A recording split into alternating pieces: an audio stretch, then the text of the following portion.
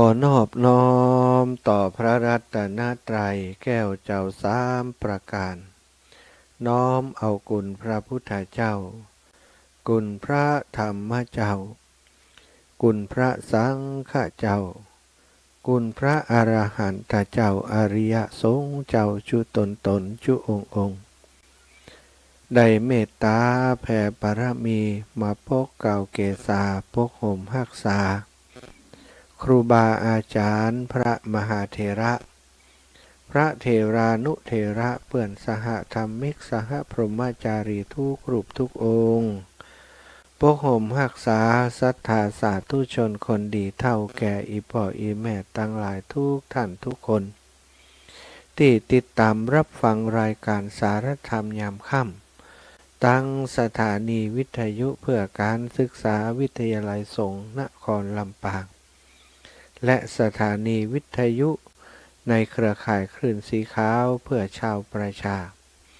ซึ่งรับสัญญาณออกอากาศจากวัดบุญญาวัดวิหารไปออกอากาศทางสถานีในเครือข่ายอีกหลายสถานีขอขอบคุณครูบาอาจารย์ทุกรูปทุกองค์ที่ดูแลควบคุมสถานีรับสัญญาณเชื่อมสัญญาณส่งไปยังบ้านยังจองของศรัทธาสาธุชนทั้งหลายขอบคุณวัดบุญญาวัดวิหารพระอารามหลวงในเมตตาของหลวงพ่อท่านพระครูอนุศาสตร์วรธรรมเจ้าคณะอำเภอเมืองลำปางเจ้าอาวาสวัดบุญญาวัดวิหารพระอารามหลวงสถานที่ตั้งสถานีวิทยุวิทยาลัยสงฆ์นครลำปางและทีมงานสถานีวิทยุซึ่งประกอบไปด้วยท่านดร.จิรศักดิ์ปันลำผู้อำนวยการสถานีน้องแอมพัชริยาฟองจันตาเจ้าหน้าที่สถานีน้องนัทสถาพรสุตาคำน้องดิวอนุพงษ์ตาจินะช่างเทคนิคจิตอาสาของสถานีที่ร่วมโดยช่วยกันดูแลสถานีของเฮาได้มีการออกอากาศตั้งแต่ตี 3จนมาฮอด4 ทุ่มทุกวันสถาได้ทีมงานหมู่นี้ได้ช่วยกันเนาะได้ขับเคลื่อนสถานีให้เป็นสถานีที่มีการเผยแผ่ธรรมะคำสอนของพระพุทธเจ้าและงานทางวิชาการตลอดถึงด้านการบันเทิงและข่าวสารต่างๆในช่วงระหว่างวันหลายชั่วโมงก็ขอบคุณผู้มีส่วนเกี่ยวข้องทั้งหลายโดยเฉพาะอันตังศรัทธาญาติโยมที่ได้ช่วยกันเป็นเจ้าภาพเป็นการน้ำกาไฟของสถานีคือได้ออกอากาศทุกวันเอาละปปากันวันนี้ก็จะปาศรัทธาไว้พระสวดมนต์แล้วกำเดียวก็จะได้เตะธรรมเป็นธรรมพื้นเมืองธรรมเมืองเหนือธรรมชะตาปีเกิดปีนี้วันนี้ก็งูเล็กเนาะมาเสียงงูเล็กวันนี้เนาะศรัทธาไว้พระเสียก่อนกราบพระพร้อมกันเนกราบ1พุทโธเมนาโถกราบ2ธัมโมเมนาโถกราบ3สังโฆเมนาโถ อิมินาสการเรนะพุทธังอภิปูชยามิอิมินาสการเรนะธัมมังอภิปูชยามิอิมินาสการเรนะสังฆังอภิปูชยามิอระหังสัมมาสัมพุทโธภะคะวาพุทธังภะคะวันตังอภิวาเทมิกราบสวากขาโตภะคะวะตาธัมโมธัมมังนะมัสสามิกราบสุปฏิปันโนภะคะวะโตสาวกสังโฆสังฆังนะมามิกราบนะโมตัสสะภะคะวะโตอะระหะโตสัมมาสัมพุทธัสสะ นะโมตัสสะภะคะวะโตอะระหะโตสัมมาสัมพุทธัสสะพุทธังสารนังคัจฉามิธัมมังสารนังคัจฉามิสังฆังสารนังคัจฉามิตุติยัมปิพุทธังสารนังคัจฉามิตุติยัมปิธัมมังสารนังคัจฉามิตุติยัมปิสังฆังสารนังคัจฉามิตาติยัมปิพุทธังสารนังคัจฉามิตาติยัมปิธัมมังสารนังคัจฉามิตาติยัมปิสังฆังสารนังคัจฉามิอิติปิโสภะคะวะอะระหังสัมมาสัมพุทโธวิชชาจารณะสัมปันโนสุขโตโลกวิทูอนุตตโรปุริสธรรมสารทิสัทธาเทวมนุษสานังพุทโธภาควาติสวากขาโตภาควาตาธัมโมสันทิฏฐิโกอากาลิโกเอหิปัสสิโกโอปันญญิโกปัจจตังเวทิตัพโพวินโยหิติสุปฏิปันโนภาควะโตสาวกสังโฆอุชุปฏิปันโนภาควะโตสาวกสังโฆยายะปฏิปันโนภาควะโตสาวกสังโฆสามิจิปฏิปันโนภาควะโตสาวกสังโฆยะทิทางจัตตาลิปุริสายุคานิอัฏฐปุริสปุคลาเอสะภะคะวะโตสาวกสังโฆอาหุไนโยปะหุไนโยทักขิไนโยอัญชลิกะระนิโยอนุตตรังปุญญเกตังโลกัสสาติกราบพระพร้อมกันเนอกราบหนึ่งพุทธังวรันตังศิรสานะมามิกราบสองธรรมังวรันตังศิรสานะมามิกราบสามสังฆังวรันตังศิรสานะมามิศรัทธาญาติโยมไหว้พระสวดมนต์กราบพระนบธรรมเรียบร้อยต่อไปก็จะได้นำศรัทธาเข้าสู่รายการธรรมะสาระธรรมยามค่ำวันนี้อย่างที่บอกไปก็จะเป็นการเทศธรรมพื้นเมืองเหนือธรรมจัตตาปีเกิดจัตตาผู้เกิดปีไส้ปีมะเสงงูเล็กนะหลายท่านหลายคนเกิดปีนี้เนาะแฟนรายการตลอดถึงลูกหลานของท่านเจ้าตั้งหลายบางคนก็เกิดปีงูเล็กไผ่เกิดเป็นนี่จัตตาปีเกิดปีนี้ก็เป็นเจ้าภาพการเทศการธรรมเนอะวิธีการก็ยังติบอกไปแล้วเนาะทุกวันติเทศธรรมนี้ก็บอกไปศรัทธาสามารถเป็นเจ้าภาพได้โดยใส่กันเทศเสาะพานมาเหียมีดอกไม้เหียบะมีก่อมเป็นยังเสาะพานมาวัตถุพร่ำปัจจัยมีเล็กน้อยก็ใส่เข้าไปปูจากันเทศจบแล้วประเคนติวิทยุก็ได้เนอะหรือว่าประเคนติพระประธานในวัดในบ้านของศรัทธาญาติโยมนะพระพุทธรูปที่มีอยู่ในบ้านติหิงพระยกคืนประเคนวางไว้ตรงนั้นแจ้งมาบ่เจ้าใส่บาตรก็ดีไปวัดก็ดีนะเอาไปใส่เป็นการน้ำกาไฟของวัดวาอารามอาตมาก็จะได้บุญโดยศรัทธาก็จะได้บุญอีกรอบหนึ่งนะเป็นเจ้าภาพอย่างนี้เอาละศรัทธาพร้อมแล้วผู้เกิดชะตาปีเกิดเนอะผู้เกิดปีไส้เมื่อเสงงูเล็กตั้งใจสดับรับฟังภูริทัศน์นะทำผูกนี้ชื่อว่าภูริทัศน์เรื่องเราจะเป็นจะได้ติดตามรับฟังได้ณบัดนี้ นะโมตัสสะภะคะวะโตอะระหะโตสัมมาสัมพุทธัสสะปุพเพอะโหสิภะคะวะภูริทัตตังเทสะนังจริยังสารีปุตตัสสะสิรปารมิตถาคโตติสาธโวดุราสัพปุริสัตทั้งหลายชาตากะอันนี้พระพุทธเจ้าแห่งเฮาทั้งหลายหากเตสนาเซิงพระสารีปุตรเถระเจ้าแต่เมินมาปูมีพระอย่าเปิงหูดังจากวิสัชนา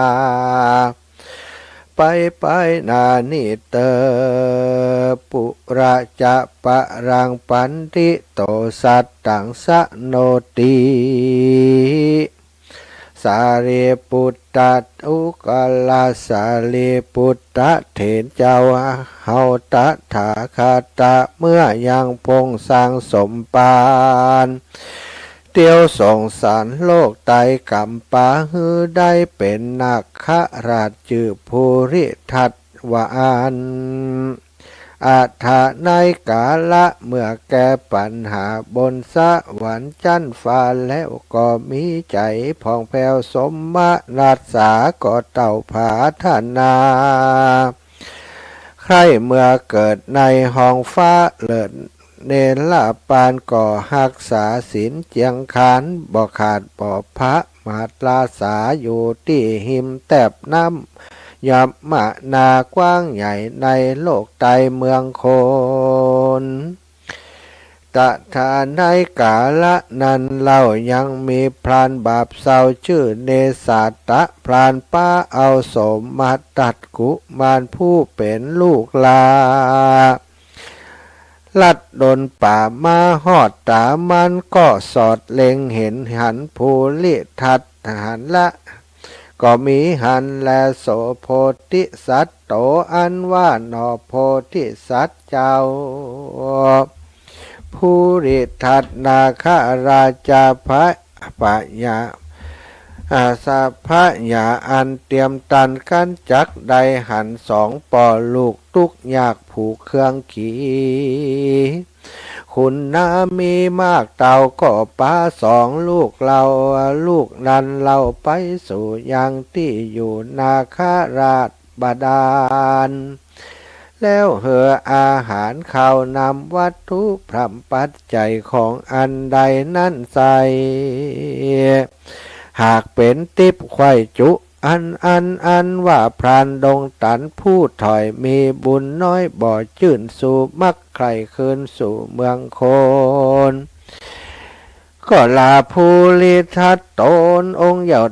ยดภูริทัตนั้นโสดก็เอาแก้วอันวิเศษแล้วยืนปันพรานดงตันนั้นเราก็บอกเราไขคำว่าจุ๋มแก้วแหวนเงินคำนั้นใส่ตั้งของโลกไตวิสัยคาบ่มีใจไฟอ่างกันใดหอดตาตั้งเมืองคนจักเอาตนออกบวชแล้วลวดปั๊มเป่งทำกันมันไขกำเหมือนแล้วก็ป่าลูกแก้วคืนสู่ยังที่อยู่เมืองคนก็มีหันเล่นนาอันว่าปัวเลตัดเถลาดก็บ่ละขาดสินใสย่อมจักไปยังจอดแตบฟังนำยอดยะมุนาจุวันอุปโปสัทธาสิน15 คำหันแลตถาในกาละนั้นเล่ายังมีพระหนุ่มเนาเจืออะลัมพาจบคาถามนเวทจากละสีวิเศษอยู่หิมะปานเต เตียวลัดดงลานตานาดันเตียวลัดดงดันหมายขึ้นสู่ยังที่อยู่เมืองคนเมื่อเตียว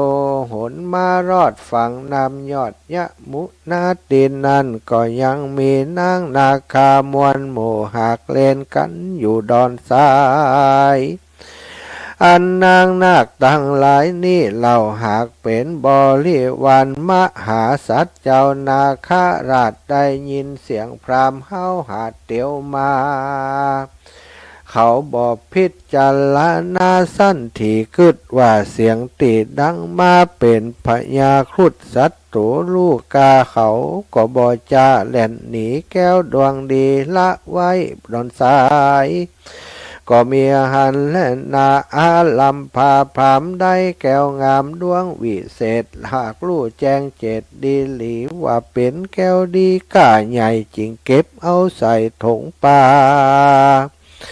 ส่วนว่าเนสาตะผ่านกับตังกุมารลูกลาเตียวลัดป่ามาสู่ยังที่อยู่อาลัมพาพรามหันแก้วงามผ่องแผ้วก่อหู้แล้วสับปันย้อนเคยหันมาแต่ก่อนยามเจ้าหน่อยอ่อนนาคาราชไขโอกาสวางปันมันก็มีใจผันใครใดจิงเข้าไปไกลแล้วจะถามว่าดูลาท่านพรามนุ่มเนาอันว่าแก้วลูกนี่เล่าข้าขอปูจาแล้วข้านี่นาจักบอกขุมคำใหญ่กว้างว่ามีพญานาคอยู่สร้างอยู่หิมจอมปวกใหญ่หากท่านใดมันแล้วนำไปสู่ยังที่อยู่บ้านน้อยเมืองใหญ่ตันจักได้เงินคำมากนักและที่นั่นกุมารผู้เป็นลูกเนสาตะพรานขันปอดตนกระทำการบ่อจอบพิษจากขอบศีลธรรมก็มีไข่กรรมตันต่อว่าดูลาป่อเฮยแต่ก่อนยามอยู่บ่อนบาดาลเต้าผู้บานนาคาราชเอาแก้วยืนปันป้อบ่ป้อยบ่ผันใครใดบัดนี้ป้อยมักไฟคะนิ่งในใครใดแก้วใสวิเศษพิษประเภทของดีโบราณมีว่าไว้จุงกึดไข่คะนิ่งดูว่าเป็นอากาตันอยู่แต่เล่าพระต่อสหายเจ้าผู้มีกุลอันเคยหนุนมาแต่ก่อนบาปกรรมย่อมสอนตัวมาและนาพ่อเฮยตีนั่นเนสาตะพรานบ่อาจฟังกรรมกุมารลูกเต้าส่วนเจ้านอนนาวผู้เป็นลูกมีใจผูกตั้งศีลใจอาจินตั้งต่อก่อนหนีจากตนพ่อไปบวชแล้วลวดปั๊มเป่งยังทำก็มีหันและหน้าส่วนเนสาตะพรามเนื้อใจไผ่เอื้อยินดีได้แก้วสีผ่าเสดก็ปาอาลัมปาผู้ไม่เดือดไปสู่ยังที่อยู่ภูลิตาดนาคราชาที่นั่นแก้วอาจยังคานตีนั่นแก้วอาจยังคานอันอยู่ในมือพรานใบบอดก็หลุดหลอดลงสู่ยังติอยู่เมืองบาดาลสอนเนสาตะพรานบาปเศร้าได้ยินไหมเอามองขี่บาปกรรมมีตอบสายได้ตกไร้วำวายกันมันตายมวยหมอดได้เอาตนไปฮอดเวจิสะเวยตุขีไม่เอาส่วนอาลัมพาบาปเศร้านั่นใส่ก่อเศร้าก่อสวดมนต์ใส่นาคราชาจับยับภูริทัดมาใส่คงขังแล้วนำไปยังบ้านเหือนน้อยใหญ่ไปพับไข่จุมปูหือคนได้พอดูตัวห้องโขงเขตคลองต้องอาณาได้เงินคำขานักโสดนับอาจโกรธเป็นหมายอันว่าหนอมุนีนายน้อยนาดอันเป็นนาคราชนั่นใสเป็นเจ็บปวดไม่อินทรีเจ้าก็มีขันตินักโสดบอกคิ้วโขดสันได้ย้อนกลัวสินใสสะอาดจากพุทธขาดเสียตนก็มีหันและนา อันว่าโพลิตัดนั่นเรายอมมีป่อแม่เจ้าและปีน้องอันอยู่แห่งห้องไปหลังการเขาบ่หันยังโพลิทัตตาทัตตราชหลายวันก็ปากันขวัดรู้ว่าจักมีภัยยะอยู่แต่ใส่บังเกิดใดมีมาตั้งสองขาปอบแม่ก็กล่าวแก่ลูกตนว่าสู่จุงไปเมืองคนโลกตายเสาะไปไข่จุมปูพ่องหือไปจูดถึงจันฟ้าเสาะหาลูกลาผู้ริทัตตาลาดแต่นเตอะเนยว่าอันตีนั่นเข่าตึงสีปีน้องนั่นเหล่าเกิดตนปีจุทัศนะราชทวนสองชื่อโสโพข้าตนอาจบุญหนาตั้งเจ้าอาริษฐายอดซอยส่วนน้องผู้ซ้อยชื่ออัสสะมุขีก็ปาการลัดดงลีไปซอสอดไปไข่หลอดจันฟ้าไข่โลกลามนุษย์ศาสตร์ได้3 ปีหลอดมาไข่จริงปะใส่ภูริธาตุลาดภูเป็นน้องอยู่ในแห่งห้องคงขังก็มีหันและนาตาในกาละนันลาวพระบาปสาวอาลัมพากันรู้ขี่ยาแจงจอดว่าปีน้องภูริทัตมารอดตีไกซ้ำมีฤทธิ์ใหญ่เหลือหลายมันกว่าตายมูบมูก็หีบไปสู่ติภูริทัตตาลาดแล้วก็แกเจือกมัดขาดจากคงขังมีน้ำตาปังอาบนาย้อนใหญ่เยะบาปกาสามานหื้อหนอทัดลงเสียนเจ็บปวดมันเลยลวดแล่นหนีตีนั่นปัทภพีอันหนาโสด200,000 4 โยชน์เป็นไม้ก็พันผายแตกหูบเอาพรามบาปกราดตกตอดลงสู่หลอดเวจีสะเวยตุขีเอาไม้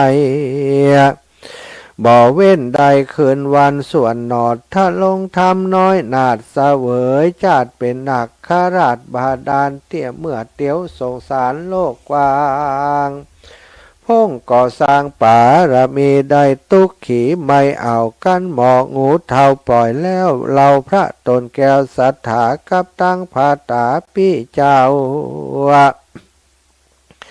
และนางหนอนาวผู้เป็นน้องก็ปากันแต่งยองกายาแล้วปากันสาขับไว้ตันเต้าไทยพลาณสีอันว่าเต้าปุเลนันเล่าหากเป็นลุงเจ้า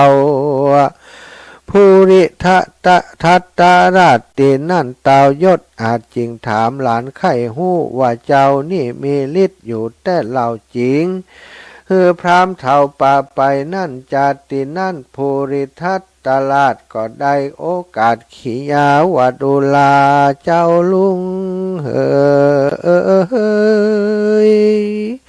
หลานนี้ถ้าลงศีลเป็นอาจินบอกขาดแม่นจักพรามห้าวหาดวำไว้ก็หากง่ายได้บ่อยากด้วยอาปากบัดเดียวปิดแล่นเลี้ยวหลอดไข่พรามบับใบก็วำไว้กันพรามมันตายกราดกร้อยศีลจักดังพร้อยบัดเดียวและนาดูลามาตุลาหลงเจ้าหลานนี่เล่าพงสร้างสมปานกวางยาวใหญ่เต่าขะนิ่งไหนไปฮอดไปถึงยอดสัพปัญโยได้เป็นครูแก่โลกนำสัตคำโอคะสงสารถึงนิปานเวียงแก้วเป็นติแล้วมโนนายการจากขายเก่าแล้วก็ลาตันตนแก้วพาลานะสีแล้วปากันนีคืนสู่ยังติอยู่นาคาราชบาดาลก็มีวันนั้นและนาสัทธาอันว่าสัพปัญญูพระพุทธเจ้ากันไขเล่ายังนิยายอันนี้แล้วพระตนแก้วก็จริงจักจุมนุมมาฮื้อแจงพระจริงแสงเตสนา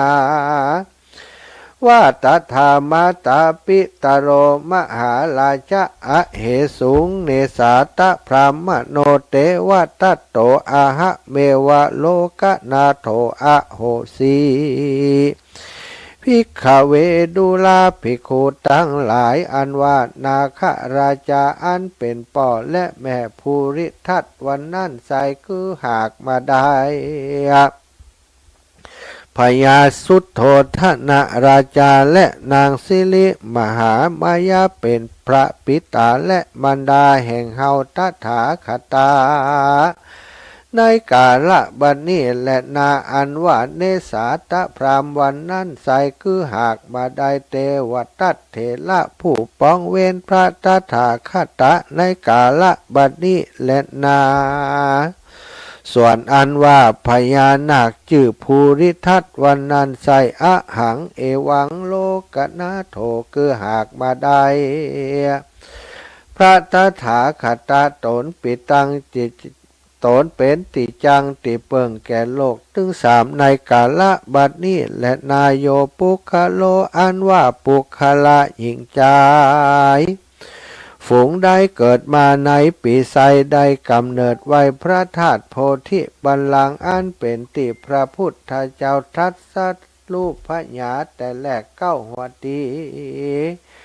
อันจักมาเกิดเป็นคนได้เอาวิญญาณตนเข้าไปสู่ยังติอยู่ไม่ใส่อันมีงูและผีเสือหักษาอยู่ได้ผู้อูเจียนละจากันไปมาว่าดุลาเจ้ากูเหยเฮานี่จักมาอยู่ห่วมกับเจ้าถึงสองที่นี้บ่ได้จะแลเยี่ยวว่ากว่าพญาทิตั้งหลายมาบังเกิดแก่ข้าแลจิงขอลาไปก่อนเตอข้าจักไปเอากำเนิดเกิดในตีข้ากูลคนตั้งหลายปุ่นและนาร้อยว่าไปลนเมื่อนามีพญาตั้งหลายมาบังเกิดแก่ตูข้าตั้งหลายก็จักปากันหาเอายางเครื่องขียาปูจาฮือสู่เจ้าขอสู่เจ้าจงมารับเอาพญาทิเคราะห์บาทอุบาทตั้งหลายฝูงนี้ไปจิมเตอะว่าอันแล้วจิงได้เอาวิญญาณแห่งตนมาเกิดเอากำเนิดในคัพพระมารดาแห่งตนจึงได้เกิดมาเป็นคนหญิงใจตั้งหลายบัดนี้และนาคนเกิดปีไซอุตตมะนางยอดตาลแห่งตนหือได้สร้างธรรมะภูริทัตตาลเป็นธรรมะจัตตาแห่งตนและสร้างดอกไม้เงินดอกไม้คำเป็นยอดตาลเตอะแม่นผาธนาเอาสุขสามภาการคือสุขในเมืองคนคุกในโลกลาสุขอันมีในจันฟ้าเมืองสวรรค์สุขเป็นนิรันดร์ผ่องแผ้วเกือเมืองแก้วยอดเนละปานจงหืดตันอย่าได้ขาดมีศีลสละอาดรักษาภาวนาไปใจก็สักดังจักสมจักดังมักสมกรรมมักคำผาธนาบ่อยากจะแลนิธิต่างขียาอันกล่าวอย่างภูริทัตอันย่อแคบก็บังคมสมเลศจบลงไปอีกผูกหนึ่งเป็นผูกที่หกนะศรัทธาญาติโยมทั้งหลายอาจตาผู้เกิดปีไส้มะเสงงูเล็กนะได้สดับรับฟังจบลงไปแล้วนั้นทำปีเกิดก็ทำภูริทัตเนอะสร้างทำภูริทัตเป็นตาลถ้าจะฮือดีก็ซื้อเป็นชุดไปเลยไปตาลวัดได้ก็ได้ศรัทธาอีป่อยอีแม่ทั้งหลายทำนักสัตว์หรือว่าทำชะตาปีเกิดเปิ้นก็จะจัดฮือได้ครบได้ข่วยมดบางทีกลุ่มถึงลูกถึงเต้าของเฮาไปเลยเนาะศรัทธาทั้งหลายสร้างดอกไม้เงินดอกไม้ทองถวายเป็นยอดตาลว่าอันนะแต่ก็ไปไหว้ต้นฉลีมหาโพธิบัลลังก์ที่พระพุทธเจ้าตรัสรู้นะไหว้ต้นโพต้นอุตตมะตานางให้ตามภูริทัตเกิดมาในตะกี้บอกอย่างทั้งใดเอาวิญญาณไปเกิดในกำเนิดสุขสามประการอันมีสุขหน้าเกิดมา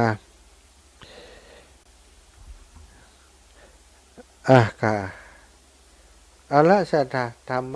ภูริทัตเป็นตาลสร้างดอกไม้หยอดตาลพัฒนาสุขสามประการ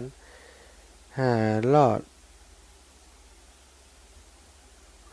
เอาละจบใส่ไผ่เป็นเจ้าภาพไผ่เป็นเจ้าภาพก็ประเคนนะประเคนเอานับหนึ่งนับสองนับสามเกณฑ์เรียบร้อยหับปอนสาธุชัยยาสิทธิดิลิจะในวันนี้มูลศรัทธาญาติโยมทั้งหลายที่ฟังธรรมรายการสารธรรมยามค่ำวันนี้อาตมาภาพได้เทศตามชะตาปีเกิดผู้เกิดปีไส้มาเสงงูเล็กผู้เป็นเจ้าชะตาปีเกิดก็ดีลูกหลานแห่งท่านเจ้าก็ดีผู้เกิดในปีมะเสงงูเล็กท่านทั้งหลายวันนี้อาตมาภาพได้แสดงพระธรรมเทศนาอันเป็นจำชะตาปีเกิดแห่งท่านเรียบร้อยแล้ววันนี้มูลศรัทธาท่านเจ้าก็ได้น้อมนำมายังการเทศการธรรมในค่ำคืนวันนี้ก็ขอให้บุญกุศลที่ท่านทั้งหลายได้เป็นเจ้าภาพการเทศการธรรมนี้ปูชาธรรมปีเกิดปีนี้คือท่านเจ้าใดอยู่ดีมีสุขหรือใดมีอายุมันขวัญยืนจักหิก่อปันมาจักหาก่อปันได้ศรัทธาท่านเจ้าจะเดินทางขึ้นเหนือล่องไต่ขอได้ปลอดภัยในทุกเส้นทางแม้นจักอุทิศผลบุญทานบุญกุศลที่เป็นเจ้าภาพการเทศการธรรมในวันนี้ไปฮือกับเจ้ากรรมนายเวรเจ้าเทวบุตรเจ้าเทวดาตลอดถึงพ่อเกิดแม่เกิดที่ไปบนก็ขอให้ท่านเจ้าทั้งหลายเหล่านั้นมาฮับมาเอาบุญกุศลนี้ให้พ้นเหตุจากตียากให้พรากเสียจากติดทุกข์ให้ได้ถึงสุขเป็นที่แล้วคือมาแก่ยอดในหลับปานั้นจงจักมีเที่ยงแต่ดีลียะถาวาริวหาปุราปริปุเรนติสาครังเอวะเมวะอิโตทินังเปตานังอุปกัปปติอิจิตังปัฏฐิตังตุมหังคิปะเมวะสามิจฉตุสัพเพปุเรนตุสังกปะจันโทปนะระโสยถามณิโชติระโสยถาอาภิวาทนาสีริสานิจังวุธาปจายโนจัตตาโลธรรมาวะทันติอายุวันโนสุขังปะลัง จบลงไปวันพรุ่งนี้ก็ผูกที่7นะศรัทธาผูกที่7ชะตาผู้เกิดปีสงะมะเมียปีมะเนอะพระสุทนธรรมเทศนาชื่อว่าสุทนชะตาผู้เกิดปีสงะปีมะเมียหรือว่าปีมะเป็นเจ้าภาพพรุ่งนี้วันพรุ่งนี้วันเสาร์เนาะพบปะกันอีกวันอาทิตย์ก็พักผ่อนศรัทธาก่อนที่จะเปิดสายก็ขอบคุณกับศรัทธาญาติโยมที่ร่วมบุญถวายภัตตาหารแด่พระสงฆ์องค์สามเณรเจ้าที่ปฏิบัติธรรมที่วัดบันทุ่งตำบลหัวเสืออำเภอแม่ทะจังหวัดลำปางซึ่งเปิดมีโครงการปฏิบัติธรรมตั้งแต่วันที่21ถึงวันที่25เป็นครูบาอาจารย์และนักเรียนที่อยู่ที่โรงเรียนที่ปาละวิทยานุสรณ์วัดสามขาเนาะนักเรียนและบุคลากรทางการศึกษาทั้งหมดที่ร่วมปฏิบัติธรรมด้วยกันประมาณ80รูปวันหนึ่งเนาะตอนเจ้าจะเป็นภัตตาหารเจ้านี่ 2,000 บาทเนอะแล้วก็ตอนกลางวันภัตตาหารเพลนี่ 3,000ตอนเย็นน้ำปันนะ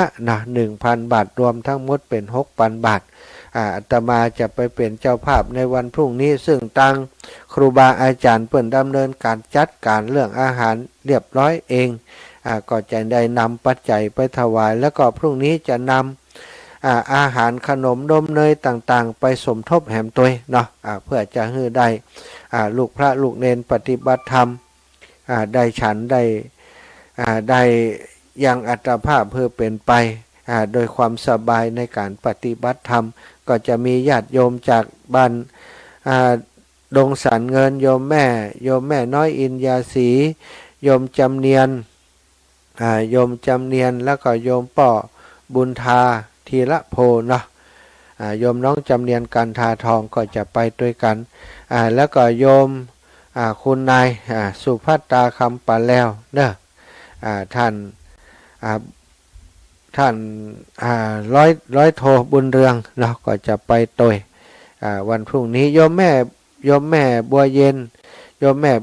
นอะเป็นน้องสีหมวดเก้าคุณโยมสุภัตตาจะไปฮับอีแม่เนอะ เพิ่นจะไปฮับอีแม่แล้วก็มาฮับอาตมาจะไปลดกันเดียวกันมีแม่น้อยโยมแม่น้อยบ้านผาแมวสมทบรวมบุญในถวายภัตตาหารพระภิกษุสามเณรครั้งนี้100 บาทแม่ตาลบ้านผาแมว100 บาทโยมรัชนีบ้านผาแมว100 บาทโยมดารณีภาชีวัน100 บาทแม่กาบแก้วสีอินแก้วหัวฝ่าย100 บาทร้อยตำรวจโทยุทธชัยแม่นิตยาภักดี100 บาทแม่สมใจปีบ้านใหม่โอนมา400 บาทแสดงว่ามีหลายคนเนาะโยมแม่100 บาทแล้วก็คนอื่นๆเดี๋ยวโยมแม่บอกจิมเนาะแม่บัวลอยสายเขียว300 บาทแม่ทองสุกและกันทะ100 บาทโยมน้องสมจิตอินทรวิจิต500 บาทโยมแม่ย่าพัดวงพรมสายนางสาวจันทิพย์วงพรมสาย500 บาทโยมน้องบุญธิราโยธา500 บาทนงลักษ์โยมน้องนงลักษ์ชัยชนะ50 บาท แม่ล้อมกันอุบ50 บาทแม่กาญจนาชัยนลิน50 บาท แม่ทองเครือชัยคันธาพร้อมกับลูกหลานคณะของอีแม่หลายคนนะ200 บาทนางสุดารัตน์ชูโฉมจากเชียงใหม่200 บาทแม่บัวครีทะโป100 บาทแม่ยาแก้วสิงแก้ว100 บาทแม่บัวเร็วชัยอุด100 บาทแม่ถนอมนามวง100 บาทแม่อุบลวันเตชะนันตา100 บาทแม่ศรีสุรินทวงศ์200 บาทแม่เพญณลำปูน100 บาท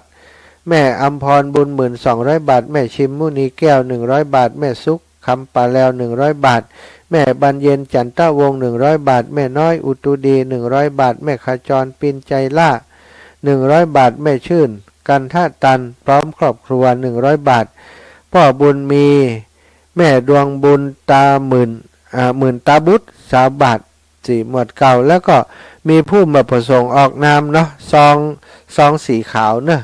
ซองสีขาว200 บาทแล้วก็ซองสีเขียว200 บาทมือหูจื่อไผ่นะ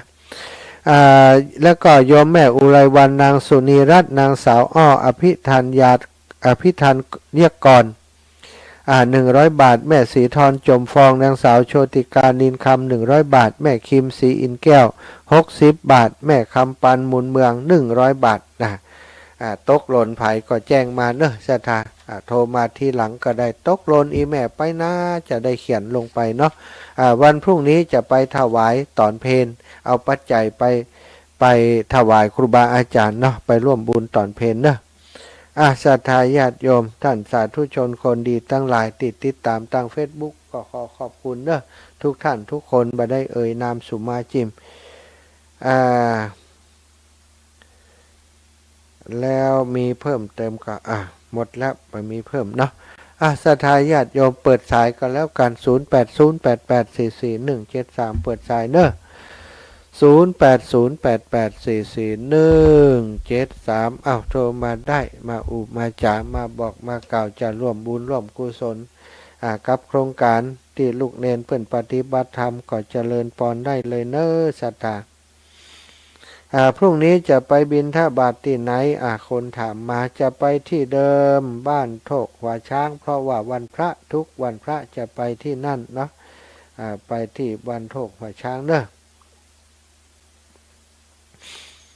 มีญาติโยมเปิ้นจะถวายกันเทศ ถวายกันเทศว่าจะตาปีเกิดปีนี้จ้ะเนาะบ้านโถกหัวช้างเนอะบ้านโถกหัวช้างวันพรุ่งนี้บ้านโถกหัวช้างบ้านหนองห้าบ้านหัวทุ่งสามัคคีเนาะเอาเจริญปอนโยมแม่พี่น้องบ้านห้องลำปูนกับไม่สาดาวท่านพระมหาเจ้าตังปุ่นแม่สุแก้วศรีละพรสีเตี้ยมันหงละปุนเด้อแม่สุแก้วฟังขึ้น 98.75 วัดห้วยตองซักชัดเจนเลยเด้อเจ้าเด้อสาธุเจ้าได้ไหวพระฟังธรรมมาใช้ถึงปีเกิดแม่เตื้อเจ้าเจ้ากับไหวสาเด้อท่านพระมหาเจ้าสาธุวันนี้มีอากาศอย่างนักเนาะลักพอแหมแล้ว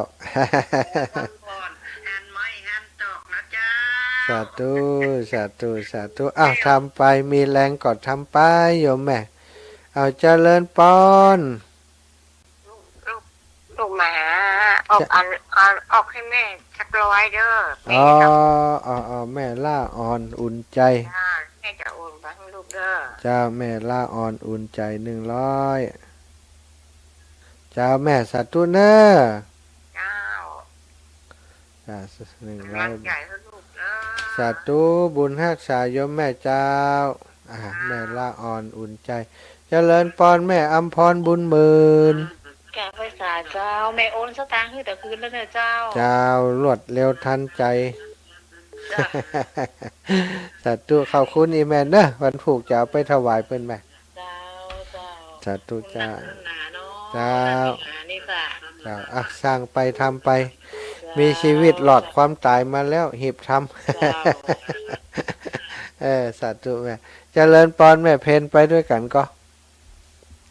ราชการเจ้า เจ้าแม่ โอนให้เลยนะเจ้า เจ้า100 บาท อนุโมทนาบุญใจนะเจ้า เจ้าสาธุแม่เจ้า เจ้า บุญฮักษาแม่เพนนะลำปูนโยมแม่เจะเลิญพรอันนี้ตังใดจ้าเจะเลิญพรรับแล้วเนอะ เจ้าป้าจานขอหมายเลขบัญชีตัวเจ้า นี่แม่ยัง แม่พลอยวงปละกับลูกสาวเจ้า แม่พลอยวงปาละบ้าน ลูกสาว น้ำโจ้เจ้า บ้านน้ำโจนี่กะที่เขาแต่งกันนี่กะ อ๋อบ้านใจเจ้าบ่มี น้ำโจไม่ท่านะ หมู่ห้าแม่ท่านี่เจ้า ถ้าอันที่ไหนที่เขาเปิ้นตีหัวกันเปิ้นอันเอามีดยะให้กันนะ อ๋อบ้านเลยนี่ไปเจ้าบ้าน โอ้ มันว่าจะเป็นบ้านต่อก็ติว่างานลอยกระทงแล้วพระอาจารย์ล่ะ บ่ใช่แต่คืนนี่กำใดนี่ กินเหล้าด้วยกันวะ อ๋อล่ะ พิษหัวกันเอามีดพันกันเอามีดแทงกันวะ หมู่กินเหล้านี่จะมีสปะแต่เนาะ นึกว่าบ้านอีแม่ ดีละมีบ้านเฮาแม่เดี๋ยว5363 5363เจ้า 63 095แม่095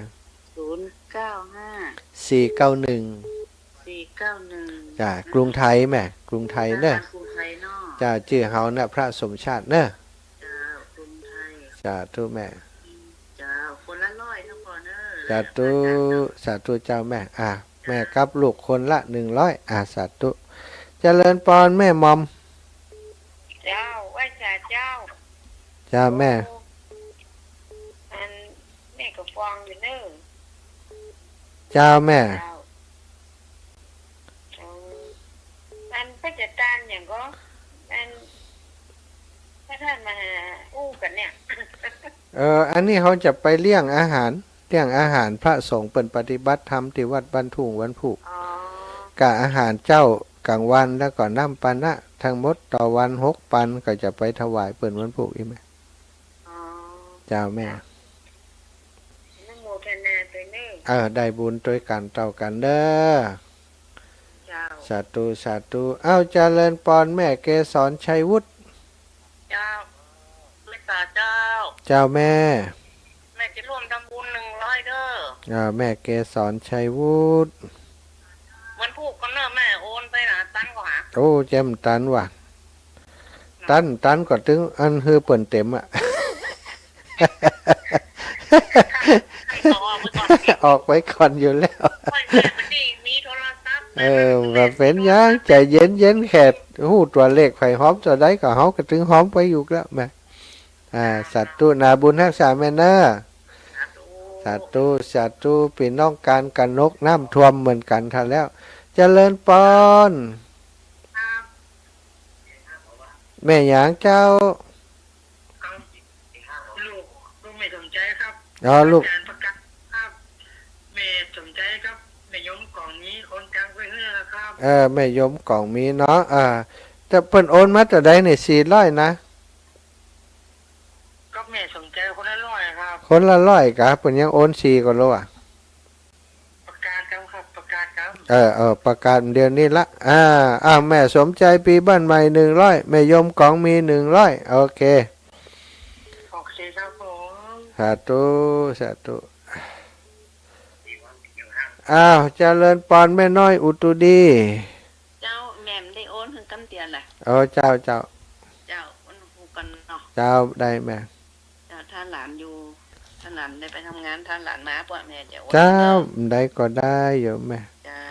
เจ้า สาธุเจ้าสาธุ แม่ไป เจ้า วัดมันเดียวจากตัวลูก ดีกะดีละไปทุกวันเอาบุญทุกวันเนาะ เจ้าเจ้า แม่จ้ะ เออ สาธุแม่แม่น้อยอุตุดี100 บาทศรัทธาญาติโยมขอบคุณทุกคนทุกท่านเนอะเป็นเจ้าภาพเจ้าศรัทธาร่วมกันเนาะโครงการปฏิบัติธรรมของลูกพระลูกเนนก็เป็นโครงการที่ดี เป็นโครงการที่ส่งเสริมให้พระสงฆ์องค์สามเณรเจ้ามาห่ำมาเฮียนอยู่ในโรงเรียนแล้วก็ปฏิบัติธรรมไปตัวแหมนะเจริญพรแม่ศรีธรจมฟอง เจ้ามาถึงบ้านแล้วเจ้า ขับรถเองกะแต่เกี้ยฮะ ใช่ลูกสาวครับ อีแม่ขับรถมาอีลูกคุยฮะ เราได้นั่งรถมา แอวทะเลมาเนาะม่วนดีเนาะ เที่ยวทะเล ดีแล้วดีแล้วหาดเจ้า ดีแล้วเนาะไป เจ้าสำราญ โอ้เคยไปอยู่ เคยไปล่ะ เคยไปแล้ว ว่าขนาดเนาะ ล้มโโซเนาะ แม่ก็ไปหลายเสือละ เสือละ เจ้าสาธุแม่นะครับสายอื่นก่อนเด้อเจ้าแม่พิษสมัยเขื่อนคำแสนเจริญพรแม่ เจ้าไปสายเจ้าภาษาแม่อ้นไปมาเดียวนี้เนี่ย200คนละ100ก็เมนนินนรัตนะเจ้าแม่ก็ เมนนินนรัตเจ้า แม่นินนรัตน์นินนรัตน์ จะหยุดจ้ะ นรัตน์ปินตายศ คนมาได้ที่แม่ลงรถมาแม่ก็ไปโอนเลย แต่เจ้าขอโอนเขาบอกแหละ เจ้าแม่ไปโรงพยาบาลมาไปเข้าหาเนาะ ตายไม่ได้เจ้า ถ้าเป็นอย่างแม่ ตาเป็นกระเพาะหัวเนาะต้องไปขอ ต้องใจเลือดเติมเลือดให้ล่ะ เจ้า เจ้าสาธุให้ตาหายไวๆแม่สาธุบุญรักษาคุณตาให้หายไวๆเลือดตกกระเพาะนะกระเพาะธนะกะมนนะอันนี้พ่อทนปัญญาแม่จันปัญญานายสายันคำเชื้อนางธนะกะมนคำเชื้อนายธนพัฒน์คำเชื้อร่วมบุญด้วยกันพี่น้องบ้านป่าเหียงลำปางหลวงบ้านป่าเหียงลำปางหลวงเจ้าอนุโมทนาสาธุเนอคุณโยมธนะกะมนโอนมา500 บาทเนาะ45ธนะกะมนพร้อมครอบครัวพ่อปันพ่อทนปัญญาแม่จันปัญญาแม่จันปัญญาสายันคำเชื้อธนกมลคำเชื้อธนพัฒน์คำเชื้อโอเค500 บาทรวมกันสาธุเนออนุโมทนาบุญขอบคุณนักเพิ่มเติมเจ้าร่วมทำบุญพรุ่งนี้200 บาทนายเทพนางวรัญญาแก้วลังการนางสาวพิมพ์ละดาแก้วลังการนายอาทิตย์ปัญจมาศและก็นายธีรวัฒน์แก้วลังกาเด็กชายณัฐวัฒน์ปัญจมาศอีก200 บาทสาธุเนอสาธุอนุโมทนาบุญเทพวรัญญานายเทพวรัญญาแก้วลังกา200 บาทขอบคุณสะพานบุญยมสุรชาติยมวัฒนาอุปเปาะนะเป็นสะพานบุญแม่นิตยาพักดีฝ่ายภาคซองอีแม่แหมนี่ฝากซองไปพร้อมกับแม่ฮือตั้นแม่สีทองพรมแสนพร้อมลูกหลานแหม100 บาทสาธุโยมแม่สีทอง แล้วก็พ่อเสริมแม่หอมนวลพรหมสุวรรณแหม100 บาทสาธุเนอฝากโยมแม่ไว้เนาะโยมแม่แจ้งมาเกือบไม่ทันแม่พิษสมัยเขื่อนคำแสนเรียบร้อยแล้วแจ้งให้ทราบเนาะสำหรับท่านอื่นก็แจ้งมาได้เนอะหลังออกรายการก็บอกมาได้แล้วก็อย่างใดวันพรุ่งก็จะประกาศให้ทราบว่าสรุปแล้วมีกี่คนที่ร่วมบุญไปด้วยกันในพรุ่งนี้อนุโมทนาบุญขอบคุณกับทุกท่านทุกคนเนอะที่ร่วมบุญถวายภัตตาหารแด่พระสงฆ์องค์สามเณรเจ้าที่ปฏิบัติธรรมในโครงการปฏิบัติธรรมประจำปีของโรงเรียนทิพละอนุสรณ์ณวัดบ้านทุ่งตำบลหัวเสืออำเภอแม่ทะจังหวัดลำปางคือทุกท่านทุกคนที่ร่วมบุญอยู่ดีมีสุขมีอายุมันขวัญยืนเด้อพี่น้องติดตามทาง Facebook ไลฟ์ขอบคุณทุกท่านทุกคนจัตตารโอธรรมาวัฏันติอายุวันโนสุขังพระลัง